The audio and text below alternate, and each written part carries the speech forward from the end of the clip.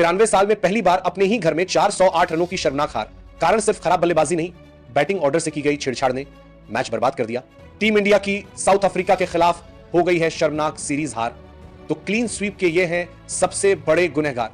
आखिरकार कैसे भारतीय टीम को जलील किया है साउथ अफ्रीका की टीम ने हमारे घर में आकर, कैसे उनके कोच ने भारतीय टीम पर बोला है सबसे बड़ा हमला। और यह है भारतीय टीम के टेस्ट इतिहास की सबसे बड़ी और अपमानजनक हार, जिसको शायद ही कोई भारतीय क्रिकेट फैंस कभी भी बचा पाएगा। आखिरकार क्या कुछ कहा है कोच ने और कैसी रही है ये सीरीज हार, किस तरीके से भारतीय टीम के उन गुनहगारों ने भारत की यह हालत कर दी है, सब कुछ आपको हम इस वीडियो में बताएंगे। आप सबको मालूम है कि भारतीय टीम को अंतिम दिन जीत के लिए 522 रन बनाना औपचारिकता थी, लेकिन कम से कम 2 सेशन खेलना ताकि मैच को ड्रॉ की तरफ ले जाया जाए। उसके लिए टीम इंडिया के हाथ में 8 विकेट शेष थे। उसमें भी अगर देखा जाए तो 2 विकेट बल्लेबाजों के गिरे थे और 8 जो अभी विकेट बचे थे उसमें 6 बल्लेबाज बाकी थे, क्योंकि क्रीज पर कुलदीप यादव और सुदर्शन को पारी की शुरुआत करनी थी। सुदर्शन जीवनदान भी मिलता रहा।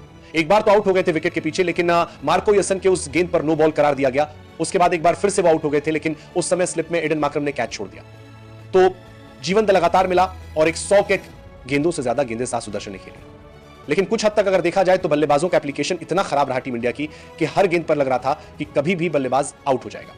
अब आउट हुआ कि तब आउट हुआ वाली स्थिति भारतीय टीम के बल्लेबाजों के लिए बनती रही। क्या आपने कभी सोचा था कि एक दिन भारतीय बल्लेबाज रोते हुए बल्लेबाजी करते नजर आएंगे? इतिहास में कभी ऐसा नहीं हुआ, लेकिन पिछले 1 साल में सब बदल गया है। कभी विदेशी टीमें भारत आती थी तो डर के साए में आती थी, क्लीन स्वीप ना हो जाए, एक मैच जीत जाए, यही उनकी उम्मीद होती थी। क्योंकि भारत में सीरीज जीतना 2-2 दशक लग जाते थे, लेकिन पिछले 12 महीनों में भारत 2 बार टेस्ट सीरीज हारा और दोनों बार क्लीन स्वीप झेला। 2024 93 साल में पहली बार भारत अपने घर में क्लीन स्वीप हुआ, वो भी न्यूजीलैंड के हाथों।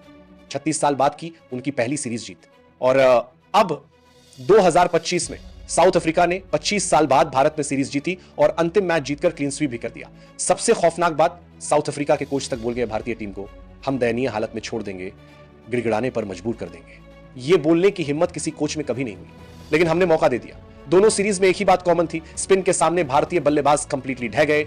T20 और वनडे में स्पिनरों की धुनाई करने वाले वही खिलाड़ी टेस्ट के दूसरे तीसरे दिन उंगलियां तक नहीं हिला पा रहे। यानी साफ है, भारत का पुराना स्पिन मजबूत किला आज खुद धूल में बिखरा पड़ा है। भारतीय टीम की इज्जत डुबाई है। और ऐसे में सवाल यह उठ के आ रहा है कि क्या ऐसे ही चलता रहेगा? क्या इसमें बदलाव होगा या नहीं होगा? तो कुछ ऐसे कल्पित रहे हैं जिनकी वजह से भारतीय टीम में बदलाव होने की आवश्यकता करने की जरूरत पड़ेगी और उनको बाहर करना पड़ेगा, क्योंकि उनकी वजह से टीम इंडिया की यह दुर्गति हुई है।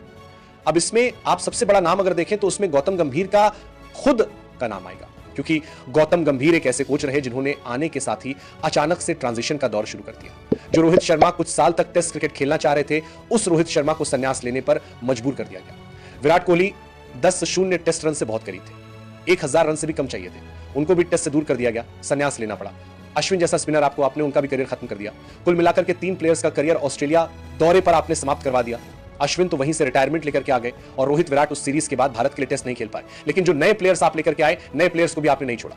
सरफराज खान जैसे उभरते हुए सितारे को आपने सिर्फ एक सीरीज के दम पर बाहर का रास्ता दिखा दिया और उसकी जगह पर जिसको आप लेकर के आए वो जीवन दान पर चल रहा है। मैं बात कर रहा हूं साह सुदर्शन की। अगर उनको जीवन दान ना मिलता तो 100+ गेंदे जो उन्होंने खेला भी साउथ के खिलाफ में, वो भी खेलते हुए आपको नजर नहीं आते। तो पहली बात तो ये कि गौतम गंभीर पर हम सवाल उठाएंगे क्योंकि उन्होंने टीम में बदलाव किया है, लेकिन इससे सिर्फ गंभीर का दोष नहीं आता है। जो खिलाड़ी खेल रहे हैं, क्या उनके अंदर भी स्किल सेट समाप्त हो गया है?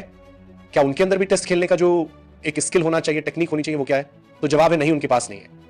भारतीय टीम के अंदर में सबने आकर के भद पिटवाई है, चाहे वो ओपनर्स की बात कर लीजिए, वो भी कल पिट रहे हैं। भारत को दोनों ही टेस्ट मैचेस में 100+ की ओपनिंग स्टैंड नहीं देने में कामयाब रहे, नहीं दे पाए।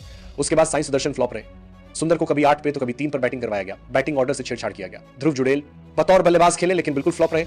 नीतीश कुमार रेड्डी ऑलराउंडर की हैसियत से खेल रहे थे, लेकिन नीतीश कुमार रेड्डी पूरे मैच के दौरान जो है 6-7 ओवर ज्यादा नहीं डाल पाए, जबकि सबसे ज्यादा बल्लेबाजी साउथ अफ्रीका ने किया है। तो ये खिलाड़ी हैं जो लगातार खराब करते नजर आए। उसके अलावा अगर आप बात करें, हमारे बॉलर्स सीधे सीधे आउट क्लास किए गए साउथ अफ्रीकन बॉलर से, क्योंकि अगर अफ्रीकन स्पिनर्स को देखेंगे, साइमन हार्मर और केशव महाराज, इन दोनों गेंदबाजों की जो एवरेज स्पीड थी बॉल डालने की वो 80 के आसपास की थी। और हमारे जो दोनों गेंदबाज थे, वॉशिंगटन सुंदर और रविंद्र जडेजा, कुलदीप यादव ठीक ठाक गेंदबाजी कर रहे थे, उनका स्पीड वेरिएशन सही था। लेकिन ये दोनों गेंदबाज जिनसे उम्मीदें थी, दूसरी पारी में सुंदर, पहली पारी में सुंदर और पहली पारी में जडेजा, दूसरी पारी में जडेजा, ये दोनों ही पारियों में दोनों प्लेयर्स ने लगातार अपनी एवरेज स्पीड को 90 के ऊपर बनाए रखा। और ये क्रिकेट में सिंपल सी चीज है, क्या आप गति देंगे, गेंद में ज्यादा तेज डालेंगे, उतनी टर्न आपको नहीं प्राप्त होगी। ये उन विकेटों पर काम करेगा जो रैंक टर्नर विकेट्स होते हैं, जहां पर पिच से बहुत मदद होती है, दरारें होती हैं, धूल उड़ रहा होता है, वहां आपको तेज डालना होता है।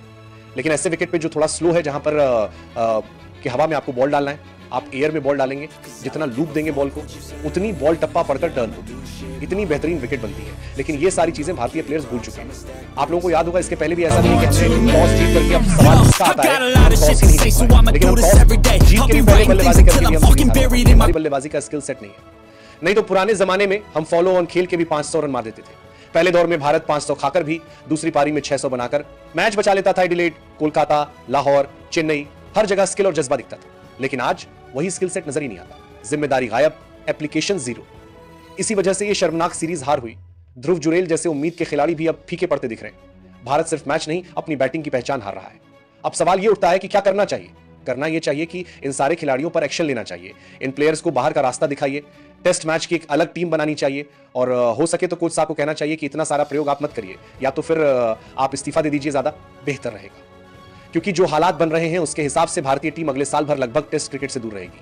लेकिन अगर ऐसे ही प्रयोग होते रहे तो श्रीलंका सीरीज में हम उनके घर जाकर के 2-0 से हार करके आएंगे। आप लोग क्या सोचते हैं? अपने कमेंट्स आप जरूर लिखिए।